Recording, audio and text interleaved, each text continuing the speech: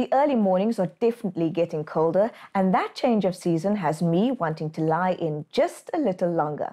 Assalamu alaikum and welcome to this week's An Nur the Light. Ethekweni Deputy Mayor Fawzia Peer is a force to be reckoned with, and we got to spend a day in her exciting life. Ethekweni Deputy Mayor Fawzia Peer leads from the front and can often be found attending activities that highlight different areas of her portfolio. She takes her job as a civil servant seriously and remains committed to serving the people of South Africa's second most populous city to the best of her ability. This project has been on for about last 4 years, initiated by Metro Police as well as from the Safer Cities unit. Safety of our children is very important. On Randall's Road where we were, it's notorious there because we had about a few deaths, few fatalities took place. Little kids going to, crossing the road or just walking on pavements, playing soccer, that's a famous thing that kids do. We initiated this project, research was done, and we found that it's important to establish a system. Books were then planned and published by ETA, and it's going quite well. Her life in politics started with her uncle, Professor Kada Asmal, whom she would accompany to political rallies and meetings. She joined the African National Congress when it was still a banned organization and fought against the injustice of apartheid. I was a ward councillor for 5 years, and also a chief whip of the municipality together. So you can imagine the work that I had. I'm proud of the fact that in that 5 years, I managed to get an old beer hall transformed into a youth center. A youth center where the Chesterville youth use it as an internet cafe, and they use it for skills development. And I feel so proud whenever I drive past. You go up to Chesterville now, they've got a nickname for me. They call me Madlovu. Madlovu is an elephant. You were our elephant in our area, and we still want you. Transport, road safety and adherence to municipal laws all form part of her portfolio, and she can often be found in the thick of things as part of enforcing or bringing awareness.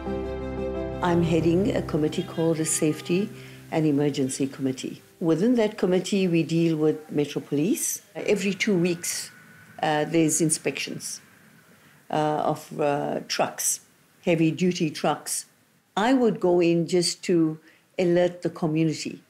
So we have to put it in the paper to say, right, we are now examining the trucks. We're inspecting each and every heavy vehicle. I must say the crashes that took place over 3 years were about 7,000, you won't believe it.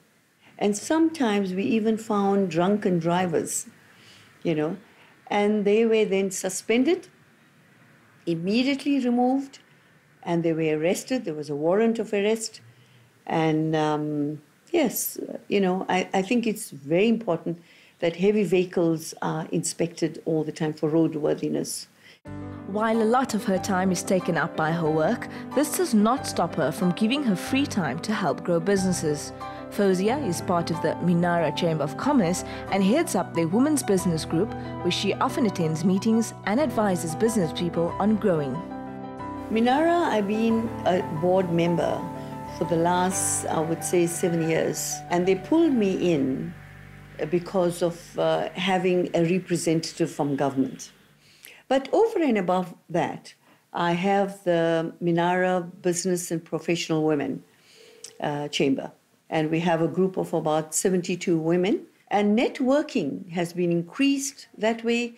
So we have classes there where, they teach the young and upcoming entrepreneurs who don't make it. I had a conference last year, and we called it the Womanomics. The conference was with that theme, and we had about 300 women, all entrepreneurs, and it went very, very well. Deputy Mayor Fawzia Peer has come a long way, and the fire that burned so bright when she started continues to fuel her life. She has inspired countless people and helped others achieve their dreams by offering not only a listening ear, but a helping hand when necessary. The Muslim community of Durban are blessed to have a warrior like her representing them as she represents the best of Islam by serving humanity. We are always on the lookout for amazing stories, and if you know of someone that we haven't yet featured, why not suggest them? Contact details are on screen. We trek to Roshni now for our Street Styler of the Week.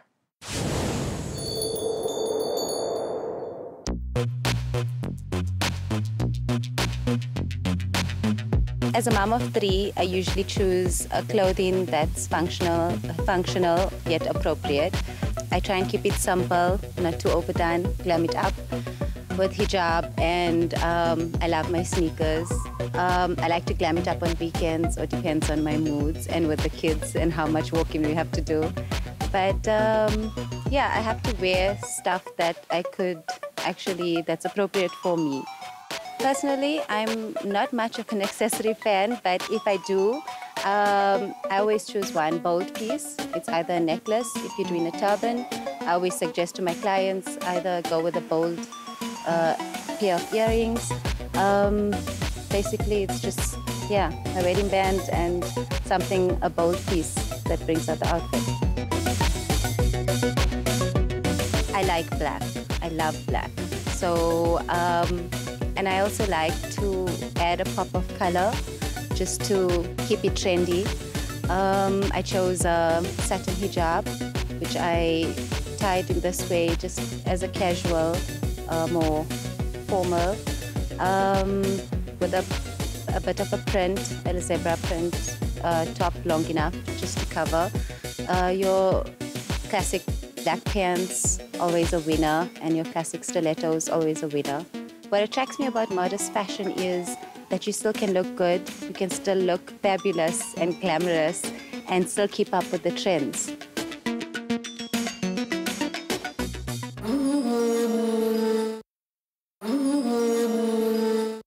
Our topic this week shows that the sky's not always the limit, but can make for an interesting career. Fasten your seatbelts, make sure your armrests are lowered, and that your tray tables are secured. Port Elizabeth is blessed with a stunning coastline and rolling green landscape that serves as a picturesque training ground to take to the sky and learn to fly. Also known as the Windy City, Port Elizabeth has attracted trainee pilots from around the world. Port Elizabeth is a really great place to learn to fly, and one of the major reasons for that is we're at the major airport. With lots and lots of traffic, and so much of learning to be a pilot is fitting into the air traffic control system. Very few other flight schools have the opportunity to be at a big airport like this. And then the other thing, of course, is our wind.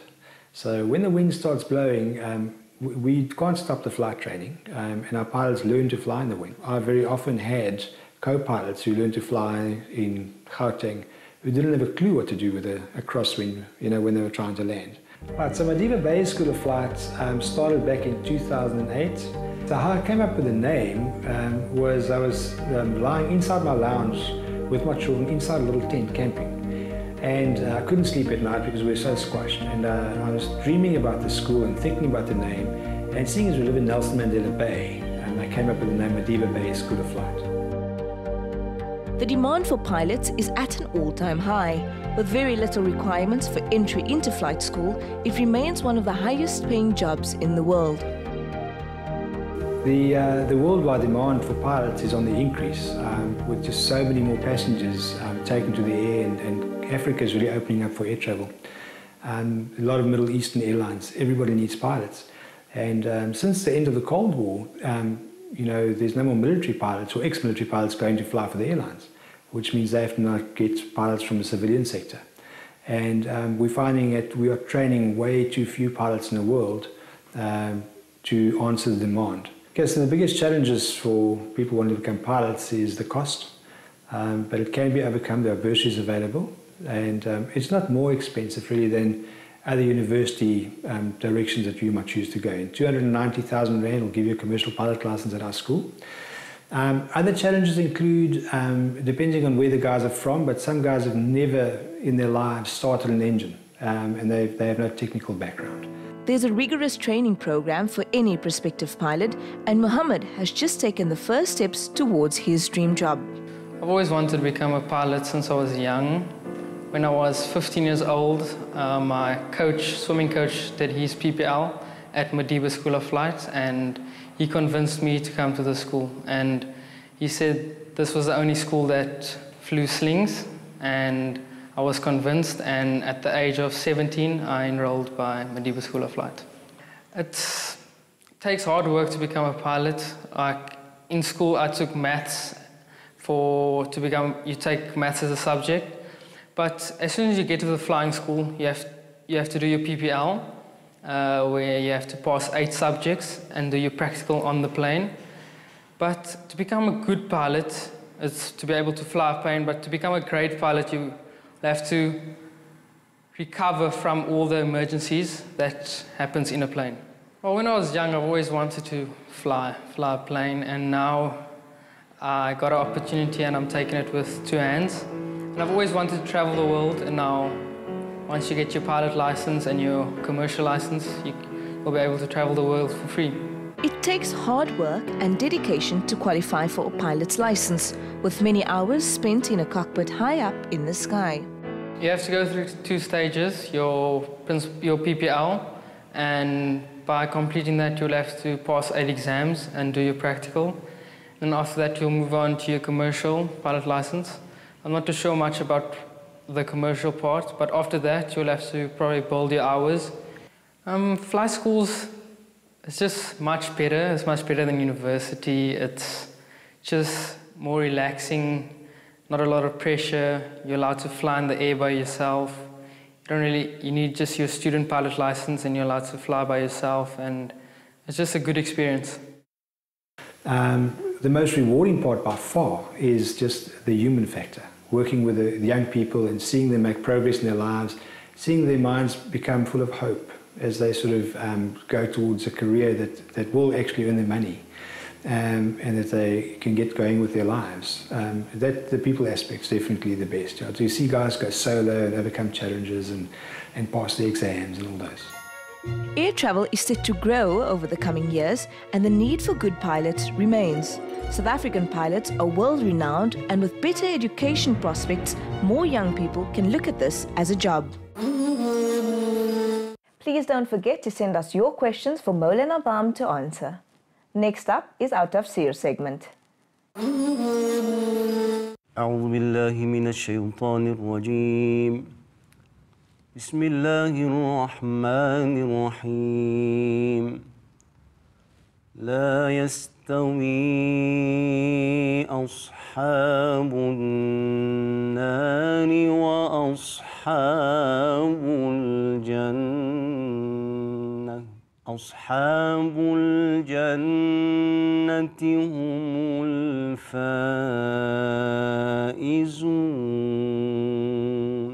لو أنزلنا هذا القرآن على جبل لرأيته خاشعا متصدعا من خشية الله وتلك الأمثال نضربها للناس لعلهم يتفكرون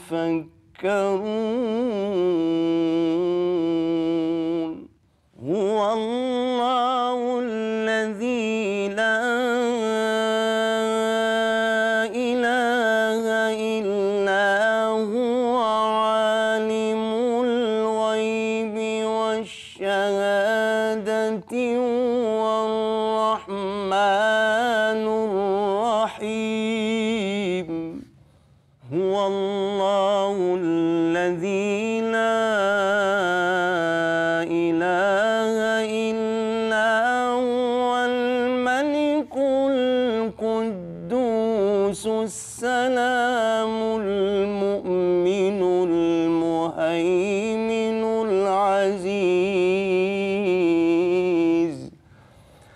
الملك القدوس السلام المؤمن المهيمن العزيز الجبار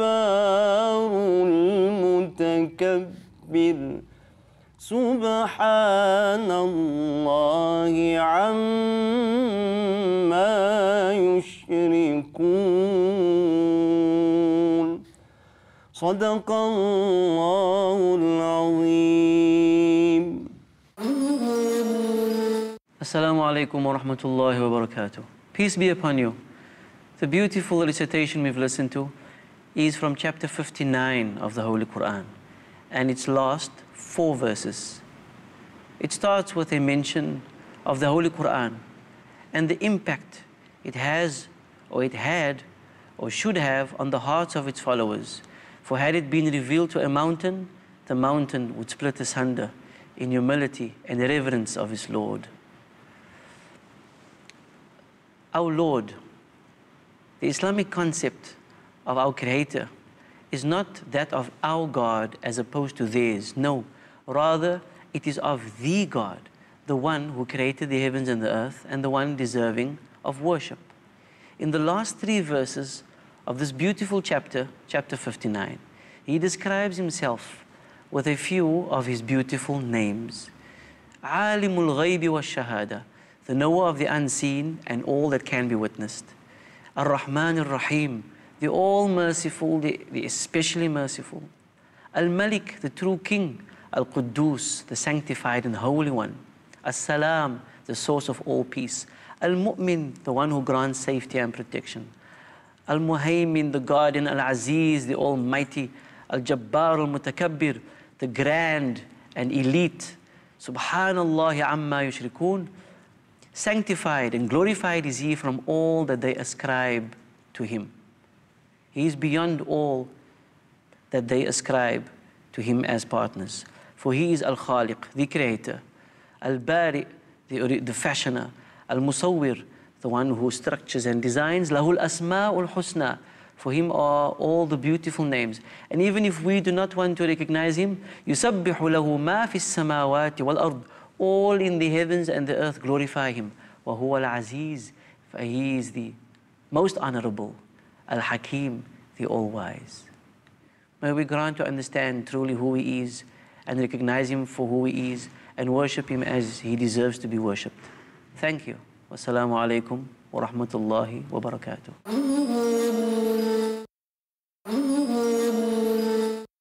The melodious recitation of the Quran takes years of practice, and our Qaris are definitely world class.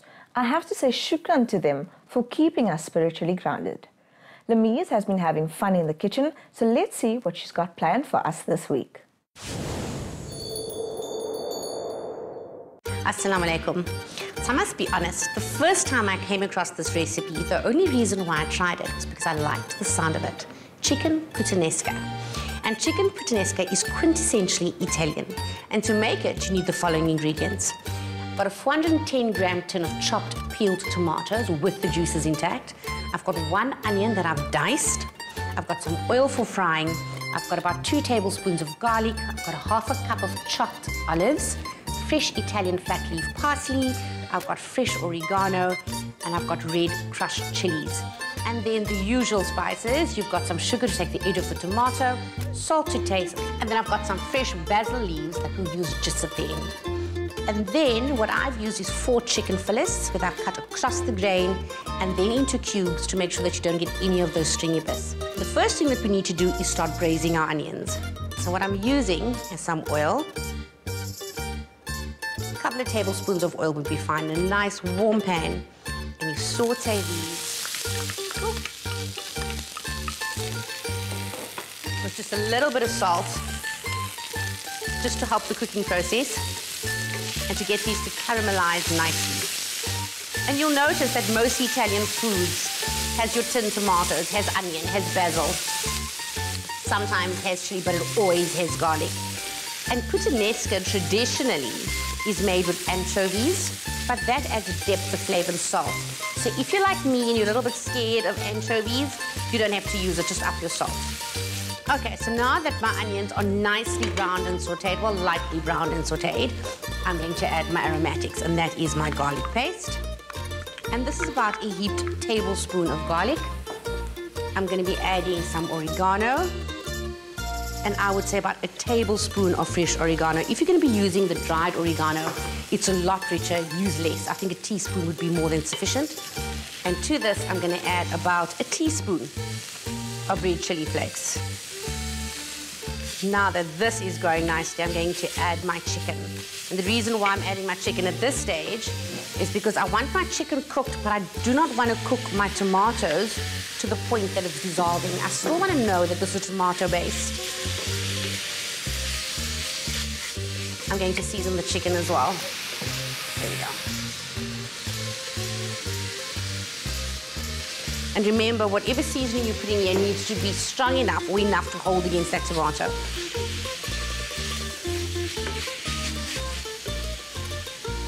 So now that my chicken is just cooked, I'm going to add our tomatoes. And this you seriously just want to warm through rather than cook. It's already quite a fine dice. Yum. So now that this is starting to heat through, you want to make sure that you add just a tablespoon of sugar just to take the edge off that tomato. Nothing more, because this is not meant to be a sweet dish. Get that sugar to dissolve. And when that starts happening, I add my olives. And I like adding the olives at the very, very last moment so that they maintain their crunch and their saltiness. This is about a quarter cup of olives, and I've chosen the green olive just because I think the green and red go so well together. What could be more Italian? And if you like, at this point, you could add some pecorino cheese or some Parmigiano, or none at all for those of you who are lactose intolerant. So this is perfectly warmed through. Chicken is cooked. And all it needs now is that bowl. So what's nice about this dish is it's great served as an almost rustic stew. If you wanted to add more tomato to this, it could be a delicious soup. You could use it as a filling on a sandwich or a panini. But this is how I like it, in a bowl. Garnished with some basil leaves and some toasted ciabatta. And there you have it, chicken puttanesca. So until next time, assalamu alaikum.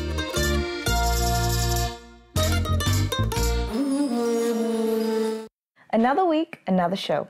It's always sad to see it come to an end, but we will be here next week, same time, same place. Shukran for tuning in, and assalamu alaikum from me, Zahra Robinson.